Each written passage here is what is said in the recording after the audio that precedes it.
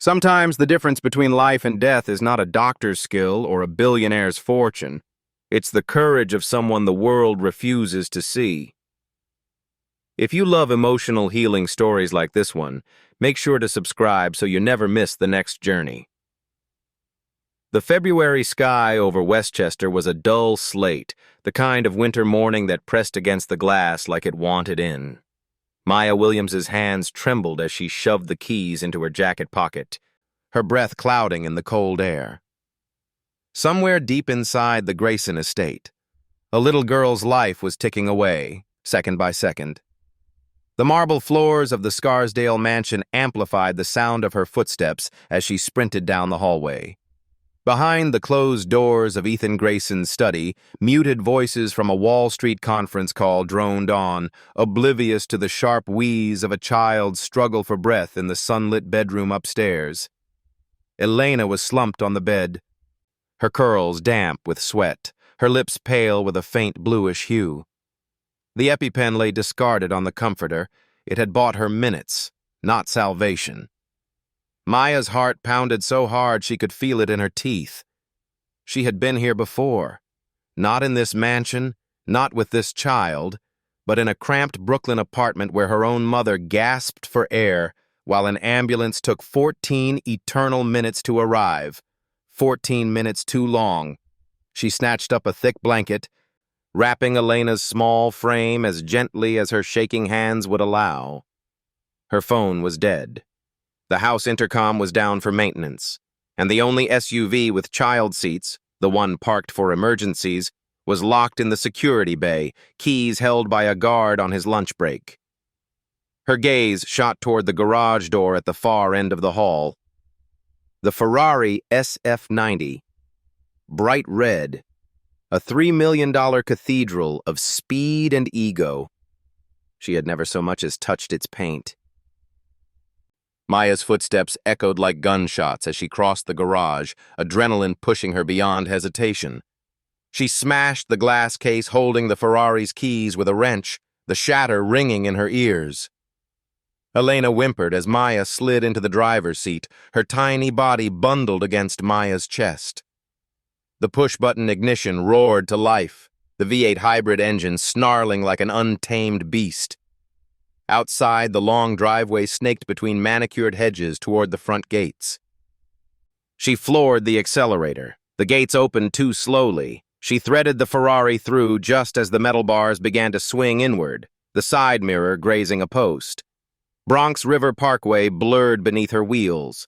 The speedometer climbed, 60, 80, 100. The cold air blasting through the cracked window carried the distant echo of sirens. The red lights ahead were not suggestions, they were commands, but commands meant nothing to a child who might not live to see another one. She blew through the first intersection, the blare of horns chasing them.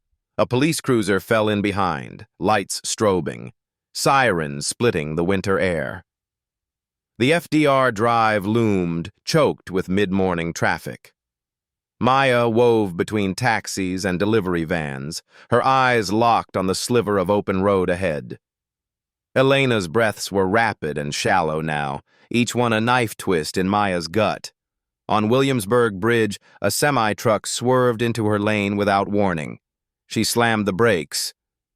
Tires screamed, smoke curling from the asphalt. In the split second before the Ferrari stopped, Elena's head lolled back. No breath. Maya's hands moved without thought, one on the wheel, the other pressing against the child's sternum, counting compressions. "Come on, baby girl. Stay with me," she whispered through clenched teeth. The truck's horn roared as she darted past it, the world narrowing to a tunnel of noise, light, and sheer willpower. Manhattan's skyline rose ahead like a jagged heartbeat. She tore down the hospital's ramp entrance, the Ferrari's engine echoing off the concrete walls. Brakes screeched, doors flew open. And then, hands grabbing her arms, the cold bite of metal cuffs snapping around her wrists. The world tilted. "Ma'am, step away from the vehicle!" The officer's voice was sharp, impersonal. Through the chaos, she saw Ethan Grayson stride out of the emergency bay doors, his charcoal overcoat cutting through the crowd like a blade. His eyes went first to the car, scanning for damage, and then to her. "You drove my car?" His tone was not wonder. It was accusation. "You're the help, not family." The words hit harder than the cuffs. But before Maya could speak, a doctor in scrubs burst from the sliding doors, his voice cutting through the freezing air. "Who brought her in? The little girl with severe anaphylaxis?" Maya raised her bound hands. "I did." "You saved her life," the doctor said.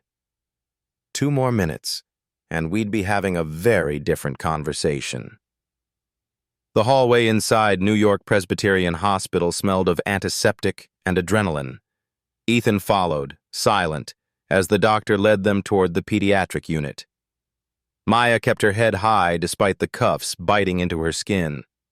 When the officer asked if she had anything to say in her defense, she finally turned, her voice steady but quiet enough to make everyone lean in. "That little girl," she said, nodding toward the room where Elena was now breathing evenly under a nurse's care, "is the only one of her kind in the world, too." The hallway fell silent. Even Ethan's jaw tightened, not with anger, but with something he wasn't ready to name.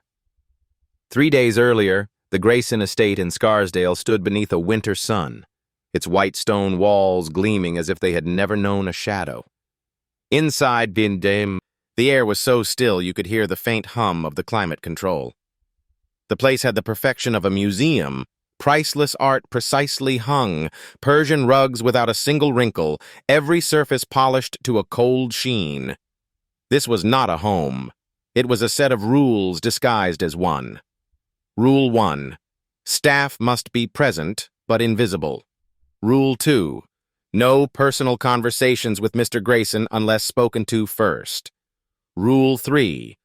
All duties completed in silence, no matter the hour, saw. Maya Williams had learned these rules quickly after being hired. They were posted nowhere, but everyone knew them.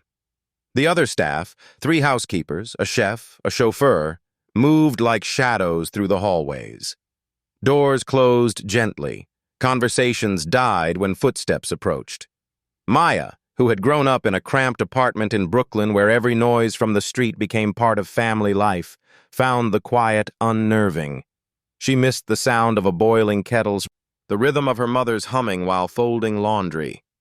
Those sounds had vanished years ago, stolen by the asthma attack that claimed her mother's life when paramedics arrived too late. It was that loss, more than anything, that had pushed Maya to study nursing. She'd made it halfway through her degree before bills and her mother's declining health forced her to leave school. Her skills remained. She could still read a pulse, hear distress in a breath. But her diploma was a ghost she never managed to bring to life. Upstairs, in a pale blue bedroom that felt too large for its occupant, Elena Grayson sat at her desk, coloring quietly. She was 6 years old, small for her age, with dark eyes that held more patience than joy. She had lost her mother, Rachel, to a sudden illness when she was 5. Since then, a carousel of nannies had rotated in and out, each staying just long enough to memorize the schedule before disappearing. Maya was different. She noticed the subtle signs, the way Elena's breathing grew shallow after running in the garden, how she left more food on her plate each week. That morning, the dining room was set with military precision.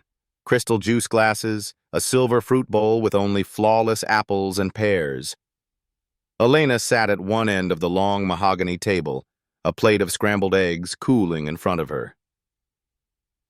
From the doorway, Maya watched as Elena picked at the eggs, nibbling once before pushing the fork aside. Her lips moved in a small sigh, almost lost in the cavernous room. "Not hungry?" Maya asked softly, stepping closer. Elena shrugged without looking up. At the far end of the table, Ethan Grayson's chair was empty. His voice carried faintly from the study, clipped and controlled, addressing unseen faces over a video call. Words like merger, liquidity, and forecast floated through the open door before it shut with a quiet click. Maya's gaze lingered on Elena. "You feeling tired today?" she asked. Another shrug. But then came the cough. Light, but there. A sound Maya had learned to fear. She sat down beside the child, ignoring the voice in her head reminding her about Rule 1. "You know, you don't have to eat all of it, but maybe just a little more? For energy?" Elena's dark eyes flicked up, and for a brief second, Maya saw the ghost of a smile. But it didn't last. She took a small bite, chewed slowly, and pushed the plate away again. The chef, passing through with a tray, noticed the untouched food but said nothing. No one did. That was the Grayson way. See, but don't interfere. But Maya had never been good at looking away. Later, while folding linen in the laundry room, she heard Elena's cough again, fainter this time, but accompanied by a wheeze. The sound tugged at something deep inside her. A place where memory and fear lived side by side. Maya paused, pressing her hands against the still warm sheets, and made a quiet promise to herself. If no one else would pay attention, she would. It was that promise, unspoken and unbreakable, that would drive every choice she made in the days to come. The morning began with the brittle light of winter spilling through the tall, arched windows of the Grayson estate. Maya was in the kitchen rinsing berries for Elena's breakfast when she heard it, a faint, hollow thud from upstairs. It was the kind of sound you don't mistake for anything else, the weight of a body hitting the floor. The bowl of berries slipped from her hands, scattering across the marble like drops of red and blue paint. She didn't stop to clean them up. Her legs carried her before her mind caught up. On the second-floor landing, she found Elena crumpled beside her bed, her hair damp with sweat, her skin a shade too pale. Maya dropped to her knees. "Elena! Sweetheart, can you hear me?" The girl's eyelids fluttered, her lips moving without sound. Maya tilted her head back, pressing 2 fingers to the small pulse point at her neck. Too fast, too shallow. A thin, whistling wheeze rattled out of the girl's lungs. Maya's instincts took over. She reached for her phone to dial 911. Dead battery. She sprinted to the wall phone in the hall, punching the numbers with her thumb. "Emergency dispatch," a calm voice answered. "This is 47 Hawthorne Lane, Scarsdale. 6-year-old girl, severe asthma attack with anaphylaxis symptoms. She's turning blue." "I'm dispatching EMS now," the operator said, voice steady. "Estimated arrival, 14 minutes. 14 minutes. Maya felt the number like a physical blow. She saw her mother's face in those minutes, the last image she'd had before the light left her eyes. "No," Maya whispered. "We don't have 14 minutes." She darted down the hall toward the back stairs, where the emergency SUV sat parked behind locked gates. At the security bay, she found the door shut tight, the guard's chair empty. Lunch break. Her pulse roared in her ears. She needed a vehicle. Something fast. Something now. Her mind's eye turned to the far end of the garage, the Ferrari SF90 Stradale. Ethan's pride and joy. A $3 million untouchable. But it wasn't just a car.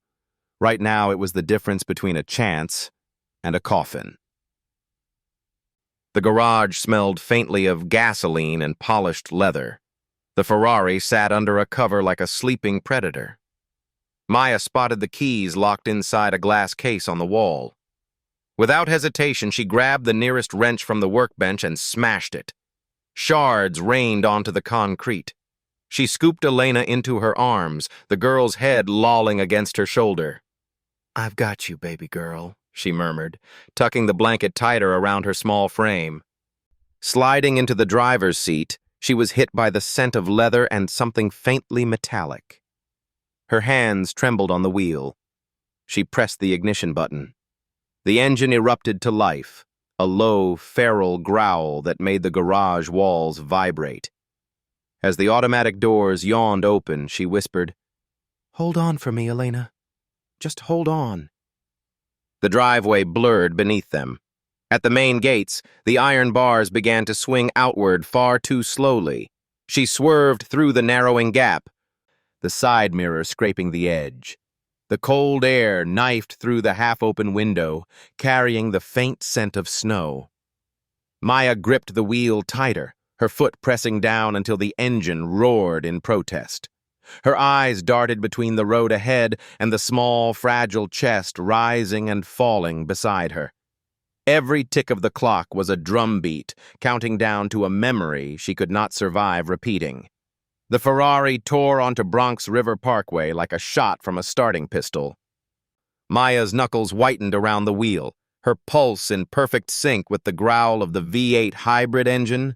The speedometer climbed 60, 80, 95 miles per hour, but the icy wind slicing through the cracked window couldn't cool the heat pounding through her veins. Beside her, Elena's breaths came in shallow, uneven bursts. The small rise and fall of her chest was the only proof Maya had that she was still holding on. Every cough was a jagged tear through the silence. Traffic snarled ahead. Mid-morning congestion, the kind you could smell before you saw it. Exhaust thick in the air, a blur of brake lights reflecting off damp asphalt. Maya's eyes narrowed. She wove between cars, the Ferrari's chassis responding like it was reading her mind. The first red light was a choice. The second was a point of no return. A horn blared as she shot through the intersection, the flash of yellow cabs and delivery vans streaking past her peripheral vision. Somewhere behind her, sirens wailed, a rising, keening sound that chased her like guilt. "Hang on, baby girl," she murmured, glancing at Elena. "We're almost there." The FDR drive unfurled ahead, a ribbon of steel and concrete running along the East River. But even here, the traffic pulsed and stalled. Maya's heartbeat matched the rhythm. Stop, surge, stop, surge, until she saw the opening.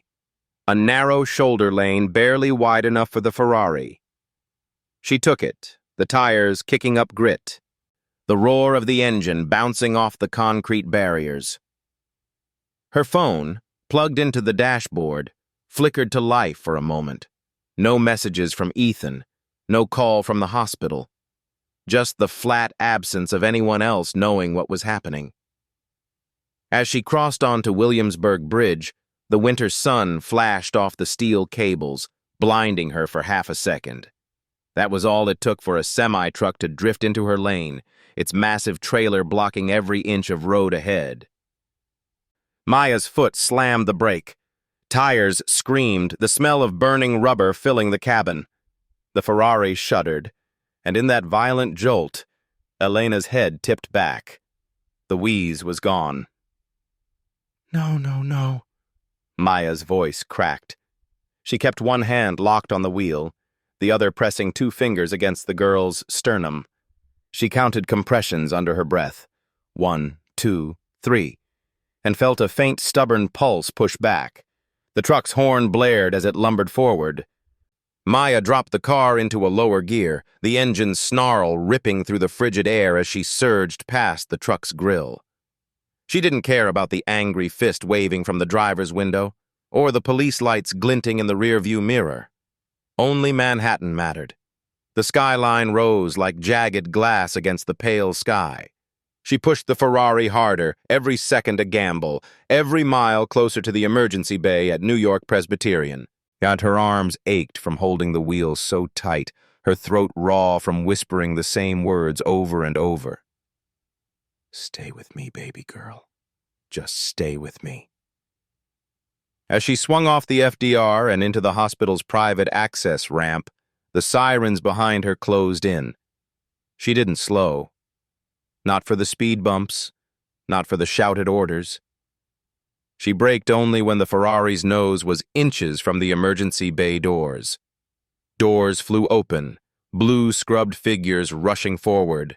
And then, shouts, hands pulling her from the driver's seat, the cold bite of handcuffs snapping around her wrists. Through the chaos, she craned her neck toward the gurney where a nurse was already placing an oxygen mask over Elena's face. The small chest rose once, twice, in a steady rhythm. Only then did Maya exhale. The fluorescent lights in the NYPD's Midtown South Precinct interrogation room hummed like an endless mosquito. The air was sharp with the faint sting of disinfectant and old coffee. Maya sat at a metal table, her wrists raw where the handcuffs had been, fingers laced together to keep them from trembling. Detective Sarah Coleman entered with a file tucked under one arm and a paper cup in the other. She was in her mid-40s, hair pulled into a no-nonsense bun, eyes that carried the weight of too many stories told too late. Coleman set the coffee in front of Maya. "It's black. That okay?" Maya nodded, wrapping her fingers around the cup for warmth she didn't feel. Coleman sat opposite her, opening the file. Maya Williams, 29, born in Brooklyn. Mother, Angela Williams, deceased. Asthma attack. No timely EMS response. She looked up. "That last part. I'm guessing it's not just a line in your history." Maya's eyes flickered. "It's the reason I knew 14 minutes was too long." Coleman leaned back, studying her. "You've had medical training." "I was halfway through a nursing degree when my mother got sick," Maya said quietly. "Had to quit to take care of her. Been working jobs that would cover rent ever since." Coleman glanced down at her notes. "Including your current position as domestic staff for Ethan Grayson." The words tasted different coming from someone else. Domestic staff. It sounded cleaner than the truth. Help, servant, invisible. Coleman clicked her pen. "So, why didn't you wait for the ambulance?" "Because I've seen what happens when you wait," Maya replied, voice steady. "And because I was the only one in that house who noticed she couldn't breathe." A faint twitch crossed Coleman's mouth, something between a smirk and respect. "You know you broke about 6 laws getting her to that hospital. Grand theft auto, reckless driving, multiple traffic violations." "And?" Maya interrupted. "And," Coleman said slowly, "you probably saved her life." She closed the file.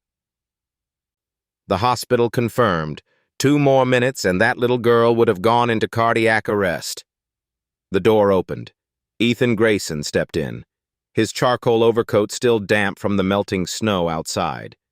His expression was unreadable, polished CEO mask firmly in place. He didn't look at Maya. "Detective," he said curtly. "Is this necessary? My daughter is recovering. I'd like to take her home." Coleman didn't move. "It's necessary until I decide otherwise." She turned to him. "Mr. Grayson, your employee took extraordinary measures to get your daughter to the ER. That's what kept her alive. I thought you'd want to know." Ethan's gaze flicked to Maya for the first time, cool and appraising. "What I want to know is how badly my car's transmission is damaged." Maya didn't flinch, but she didn't look away either. "It's fine," she said evenly. "Your daughter's lungs are more important than your transmission." A muscle jumped in his jaw. "You had no authority." Coleman cut in, her tone sharp. "Mr. Grayson, you're free to press charges if you want. But if you do, I'll be subpoenaing your household records, including emergency protocols and staff treatment policies. That could take a very public turn." The silence that followed was thick enough to feel. Ethan straightened his shoulders. "We'll discuss this later," he said, before turning on his heel and leaving. Coleman watched the door close behind him, then looked back at Maya. I'm letting you go, for now. But if he changes his mind, you could be looking at court. Maya took a slow breath. Understood. Coleman's eyes softened just enough to show she wasn't immune to what she'd heard. You're not wrong, Maya. But doing the right thing the wrong way, that comes with a cost. Maya stood, the coffee still untouched on the table. I'll pay it. I just hope I bought her more than a few minutes. The cafeteria at New York Presbyterian Hospital was unusually quiet for mid-afternoon. Fluorescent lights reflected off the polished linoleum, the scent of brewed coffee mixing with the faint aroma of soup from the serving line. Maya sat at a corner table, her hands wrapped around a paper cup, letting the steam rise into her face. She was free, but the word didn't feel right. She was out of the precinct, yes, but her job was gone. When the NYPD released her, the Grayson chauffeur had already cleared her locker at the estate. No uniform, no ID badge, nothing. She was back to square one, except square one now came with a record. Her phone buzzed. A text from an unknown number. Cafeteria. 2 minutes. She didn't need the name to know who it was. Ethan Grayson entered like a man who was always noticed, even in a hospital cafeteria. The navy suit fit like it was cut for him alone, but the faint slump in his shoulders was something his tailor couldn't hide. He carried no coffee, no food, just a phone in one hand and an unreadable expression. Maya. He took the seat across from her without asking. She held his gaze. Mr. Grayson. For a moment, neither spoke. The silence between them wasn't the cold absence she'd known at the estate. It was heavier, as if both of them were waiting for the other to acknowledge a truth they didn't want to say aloud. I owe you, he began, his voice measured. An acknowledgement. Not gratitude, at least, not yet. But recognition. My daughter is alive because you acted. Maya's brows lifted. And because I acted, I'm unemployed. Ethan didn't flinch. I didn't fire you. You had my locker emptied. I assumed you wouldn't want to come back. Maya set down her coffee. You assumed wrong. His eyes sharpened. Why? You've made it very clear you don't agree with how my household is run. Because Elena needs someone who sees her, Maya said simply. And right now, that's not you. The words hung between them like a dare. Ethan leaned back, folding his arms. If you return, it's under my terms. No grand gestures, no breaking protocol, no... No, Maya interrupted. If I return, it's under mine. His jaw tightened. Excuse me? She met his stare without blinking. 1. Medical decisions in an emergency are mine to make, without waiting for your approval. 2. The staff gets fair treatment. On-time pay, health coverage, humane schedules. 3. We end the present but invisible policy. People are not furniture. Ethan gave a short, humorless laugh. You think you can walk in here and... I'm not walking in here asking for favors, Maya said, her voice steady. I'm telling you the only way I'll be the one looking after your daughter. For the first time, his mask cracked. Not much, but enough for her to see the man underneath, the one who'd been living in a fortress of glass and concrete since his wife's death. He leaned forward, elbows on the table. My wife, Rachel. She handled all of that. After she died, I didn't know how to keep it together. I threw money at problems because it was the only tool I understood. That's not working anymore, Maya said softly. He was quiet for a long moment. Then he nodded once. Fine, I agree. Before Maya could respond, a voice sliced through the air like a paper cut. Absolutely not. A woman in a tailored gray coat approached the table, Olivia Hartman, Ethan's senior advisor. Her heels clicked sharply against the tile. She looked at Maya as if she were something tracked in from the street. "This is a mistake," Olivia said to Ethan.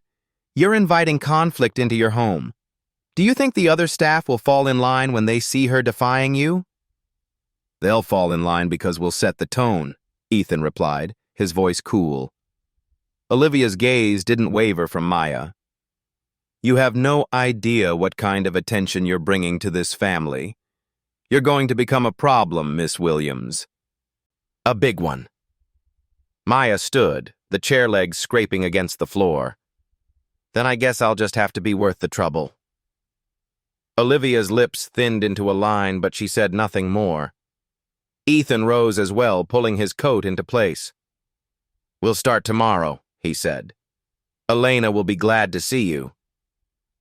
And for the first time that day, Maya allowed herself the smallest of smiles. The first morning back at the Grayson estate, Maya could feel the eyes on her before she even stepped inside.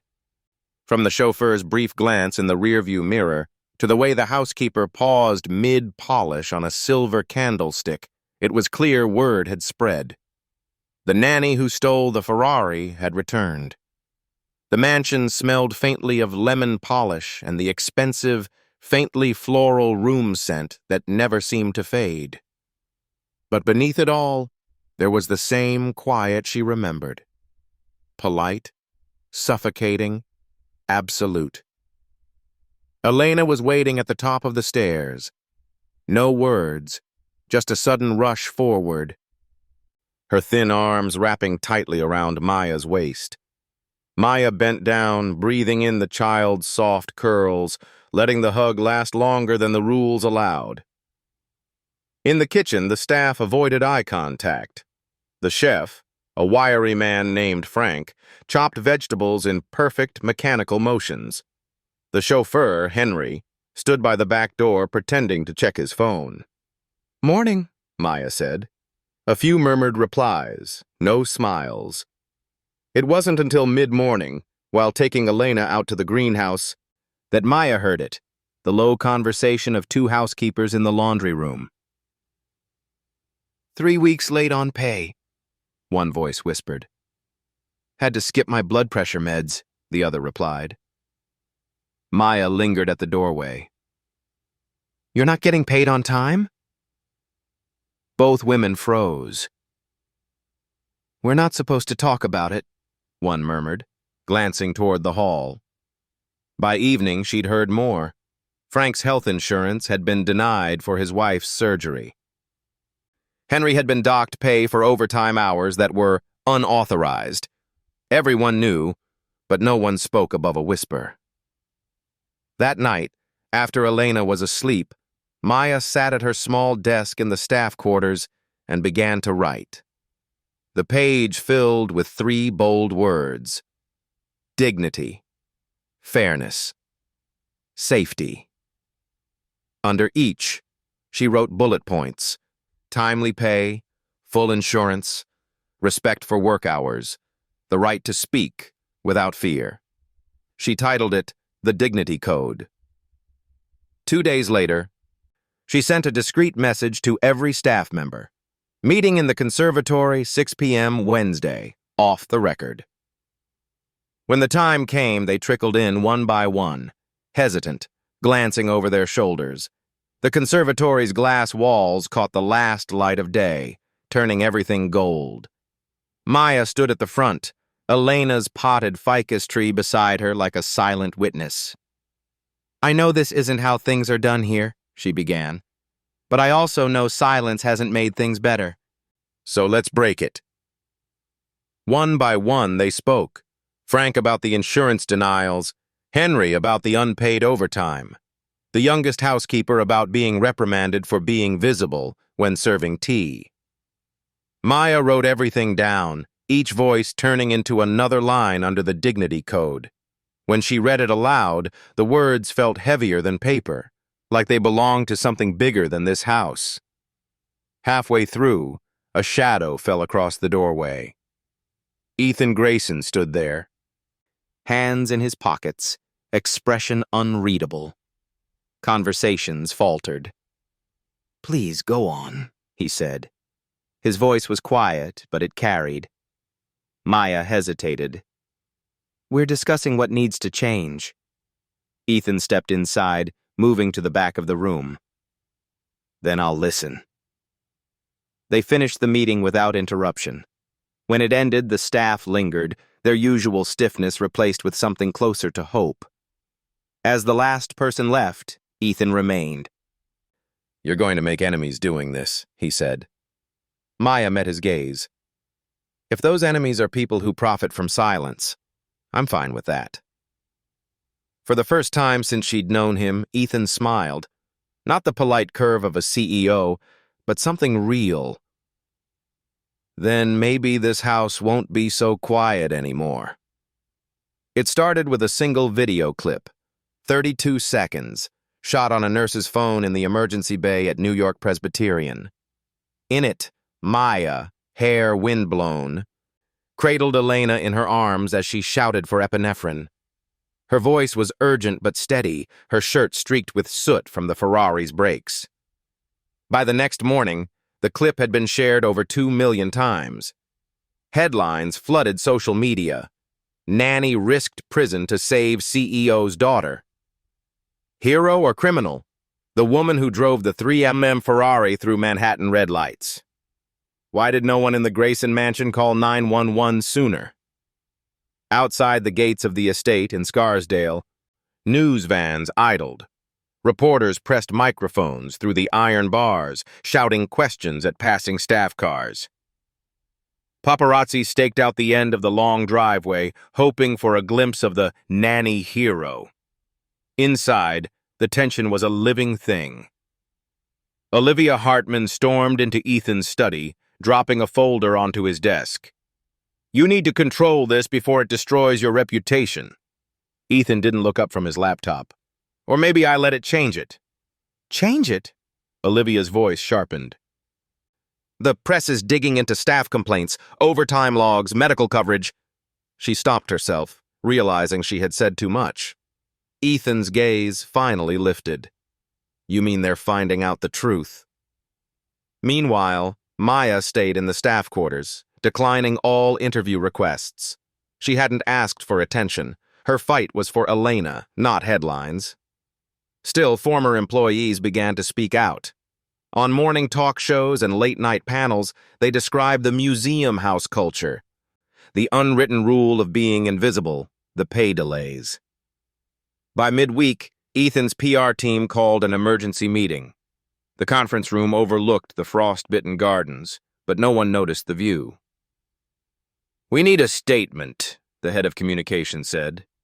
"Preferably one that frames this as an isolated incident." Ethan's chair scraped against the floor as he stood. "It's not an isolated incident. It's systemic." Olivia stiffened. "And you plan to admit that?" "I plan to fix it," Ethan replied. Publicly. 2 days later, the Grayson estate's wrought iron gates swung open for the first press conference in its history. Rows of reporters lined the front lawn, their breath visible in the crisp air. Ethan stepped up to the podium, the winter sun catching the silver at his temples. "My daughter is alive because of Maya Williams," he began. "But that's not the only truth that matters. The culture in my home, and by extension, in households across this country, has allowed silence to mask injustice for too long. That ends here." He paused, scanning the crowd. "Today, I'm establishing the Rachel Grayson Foundation for Domestic Workers. Its mission: fair wages, full health care, and legal protections for every domestic worker in New York State. Maya Williams will serve as Director of Staff Advocacy." The murmurs swelled into a wave of questions. Cameras flashed. Maya, standing to the side in a simple navy coat, felt the weight of every lens turned toward her. When Ethan stepped back, she moved to the podium. Her voice was calm, each word deliberate. I didn't break the law that day, she said, meeting the gaze of a row of reporters. I broke the silence. For a moment, there was no sound but the clicking of shutters. Then the applause began, not polite but sustained, rolling across the lawn like the first thaw of spring. The frost had begun to recede from the gardens, leaving damp earth soft underfoot. It was a Saturday morning, clear and sharp, the kind of air that seemed to rinse the city's noise from your lungs. Maya stood at the edge of the Grayson Estate's long gravel drive, surveying the stretch of ground that ran from the front gates down toward the bordering neighborhood. For decades, it had been just grass, immaculate, empty, untouchable. Today, it would change. A line of volunteers had gathered, neighbors in thick coats, staff members from the house, a few curious onlookers from town. Frank, the chef, stood beside Henry, the chauffeur, both holding shovels. Even the housekeepers, still in their weekend clothes, had come. Children darted between the adults, clutching paper cups of hot cocoa. Ethan emerged from the house with Elena beside him. She wore a knit cap pulled low over her curls, a small trowel in one hand. The sight made Maya's chest loosen. This wasn't the solemn, guarded child she'd first met. There was a brightness in her eyes now, like the sun slipping over a frosted horizon. "All right," Maya called, her breath visible in the morning air. "Let's get these chestnut saplings in the ground." The Rachel Grayson Foundation had purchased 50 young American chestnut trees, each in a burlap sack, roots still damp from the nursery. The plan was simple: plant them along the path connecting the estate to the public park, a living corridor between privilege and community. Maya knelt in the soil with Elena, showing her how to loosen the roots. "Be gentle," she said, "but firm enough so they can breathe." Elena's small hands mimicked hers. "Will it grow tall?" "Very tall," Maya smiled. "And strong. But it needs care. Sun, rain, patience. A little like people." Nearby, an elderly woman approached. Her hair was white and neatly pinned, her coat old but clean. She carried a small jar wrapped in cloth. "You don't know me," the woman said, her voice warm but raspy. "I worked here long before you did, back when the house had even more rules." Maya straightened, brushing soil from her gloves. "Thank you for coming." The woman held out the jar. "Honey from my own hives. Sweet things help things grow, even people." Maya accepted it with both hands, the weight far heavier than its size. "Thank you," she said softly. All morning the planting continued. Laughter replaced the usual hush that clung to the estate. At one point, Maya caught sight of Ethan speaking with a neighbor, sleeves rolled up, his shoes muddy. It was such an un-CEO-like image that she almost laughed. When the last sapling was in place, Elena patted the soil around it with her gloved hands. She leaned closer to Maya and whispered, "It's growing, just like us." The words landed deep. Maya rested a hand on the girl's shoulder, watching the thin stem tremble slightly in the breeze. Around them, people lingered, talking, sharing coffee from thermoses. The space between the Grayson gates and the neighborhood had never felt so open, so unguarded. And as the sun dipped low, casting gold over the new planted row, Maya realized this was more than just a community project. It was a promise, rooted in the earth, that something better could take hold here, and that everyone, from the mansion to the smallest apartment down the street, could share in its shade one day. Spring in New York arrived like a held breath finally released. The chill that had clung to the air for months gave way to the faint perfume of blooming magnolias, their white and pink petals scattered like confetti along the streets. In Scarsdale, the line of young chestnut trees stood taller now, green buds pushing defiantly toward the sky. Maya stood in front of her mirror that morning, adjusting the collar of a pale blue dress. Today wasn't about her, not entirely, but her name was on the program, and that still felt strange. She had always imagined her life in quiet service, not at podiums. The Weil recital room at Carnegie Hall glowed in soft amber light. Families filled the rows, programs fluttering as people took their seats. In the front row, Maya sat beside Ethan, who was uncharacteristically still, his phone nowhere in sight. On stage, Elena, now healthier and taller than the girl Maya had once carried into an ER, adjusted the piano bench under her small frame. The first notes were tentative, like testing the air. Then her fingers found confidence, and the room filled with the clear, bell-like sound of a child's determination. Maya felt her throat tighten. She knew every hour of practice behind those notes, every moment of doubt Elena had pushed past. When the last chord faded, the audience rose to their feet. Elena glanced into the crowd, not to the stage lights, but to the two faces she sought first. Her smile was wide, unguarded, proud. Later, outside under the magnolias, a city councilwoman presented Maya with the Civic Courage Award. The engraved plaque caught the sunlight, but Maya's eyes stayed on the faces in front of her. Ethan, Elena, the staff who had once avoided speaking in the halls, neighbors who had come to plant trees together. "This isn't mine alone," Maya said into the microphone. "It belongs to everyone who refused to stay quiet when silence was easier." After the speeches, they drove back to the estate. The chestnut trees swayed gently in the spring breeze, their roots deepening in the soil that had once been just grass. Elena skipped ahead, stopping at the first tree they had planted months earlier. Tiny leaves curled open toward the sun. "Kike lon, chungta sekwe laichu?" she asked, her voice carrying just enough for Maya to hear. "Every spring," Maya said, kneeling to meet her gaze. "Until we're too old to bend down." Ethan joined them, resting a hand lightly on each of their shoulders. Together, they stood in the dappled shade, watching the branches reach upward.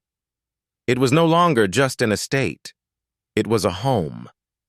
In the distance, the magnolias and chestnuts bloomed together, their blossoms catching the wind, scattering like promises into the bright, waiting air. Thank you for staying with me until the very end of this heartfelt story. I hope the journey of Maya, Elena, and Ethan has brought you a little more faith in kindness and the power of courage.